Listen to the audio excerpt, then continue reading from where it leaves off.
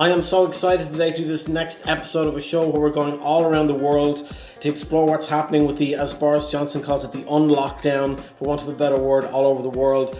And we have the wonderful Luke Elijah here all the way from Singapore. Luke, thank you for being here.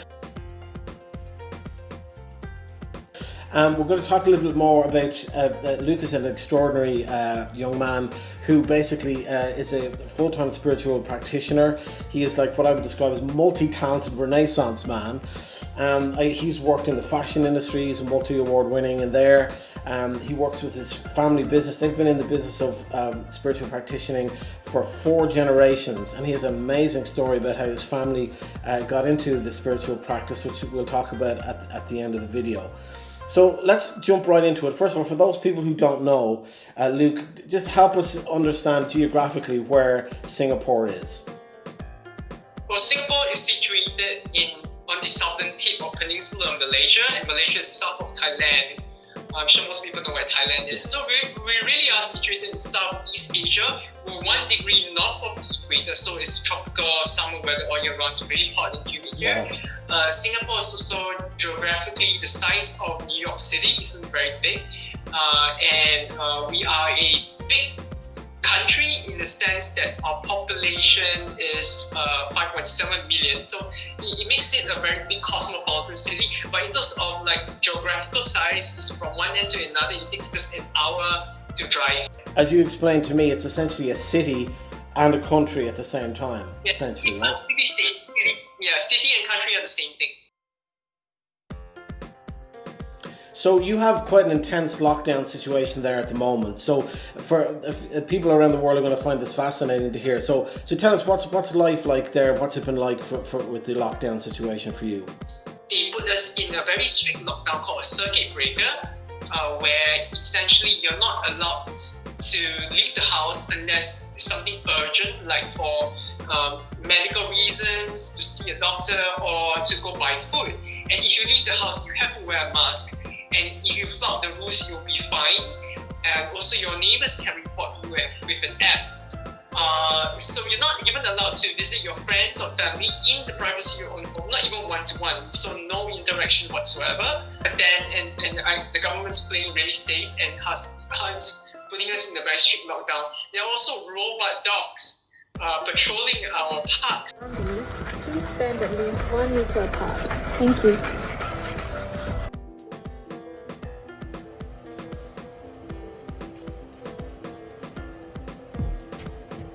Let's keep Singapore healthy. For your own safety and for those around you, please stand at least 1 meter apart. Thank you. Tell me, when you just go to the store to get groceries, what's it like? You have to bring your ID. It's a pretty intense situation, right? Yeah, you have to bring your ID to be scanned, and before they let you in, so that they can do contact tracing.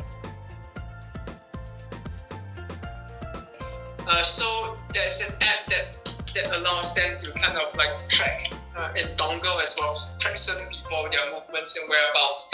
And so, of course, it's not so easy, because some people try to flout the rules, and as a result, they get fined, and because your neighbors can report you using an app as well, a tracing app.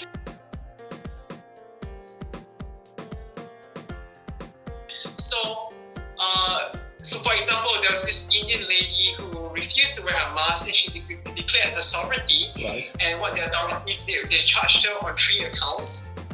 And the last I read, they put her in a mental institution. I'm not sure if she's out yet because I wasn't really following the news.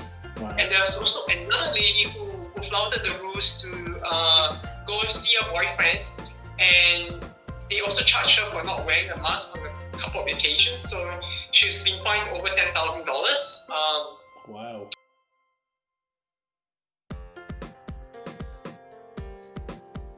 So, in Asia, we don't have the liberties that you guys enjoy in the West, for sure.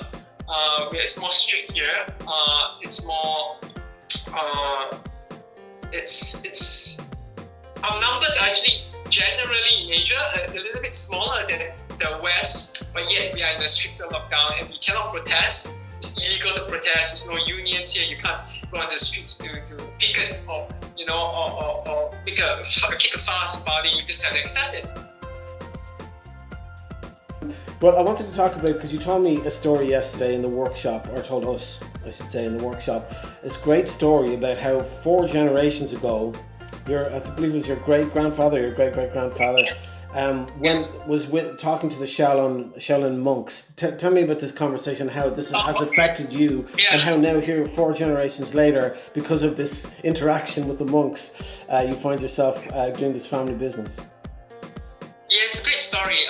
Essentially, my mother's paternal grandfather, which is my great-grandfather, who I've never met, I've only seen a photo, he was living in China, and he was training under the famous Shaolin monks. And these Shaolin monks are mostly fighters. So he was given the option of either learn to fight, doing kung fu and martial arts kind of stuff, or you learn the healing arts. And for some reason, he chose the healing arts. And that translated to my grandfather, his son, right, that was a doctor and was a physician. And then they decided to teach it to my mother. They chose my mom out of all her siblings. They just felt that she had the potential to have healing hands. And so my mom, when my mom married my dad was a Tai Chi and Qigong master, and he's also into Chinese metaphysics and into feng shui and stuff like that. So your mother, your father, and yourself now you call yourself heaven on earth. I'm looking at the beautiful picture of it here. And so the 3 of you have gone and lectured around the world, and people also come to you guys to get lectures as well. So tell me a little bit about the family business. So Heaven on Earth brings in foreign practitioners, mostly from the US, Australia, and the UK. And we also kind of get guest speakers, guest teachers, guest practitioners and healers to give workshops, to give talks, to help people with their private sessions. And so it's just close to our hearts. We are very passionate about it, and working together in unity as a family. Right. It's brought the family closer. Having seen you in work and been listened to and been in your workshops, this is a very talented guy, people. So if you have any spiritual questions, you want to do some spiritual work, please reach out to this incredibly talented young man. And he's got all kinds of, as you said, he's got a toolbox. He's got a massive toolbox to be able to pull on to be able to help you. So listen, again, thank you so much for being with us, Luke. It's been a pleasure to sit here, stand here even, and chat with you today. So stay safe. Have a wonderful rest of your day. Thank you as well. All right. Thank you. Thank you so much for being here. Appreciate it. Thank you so much.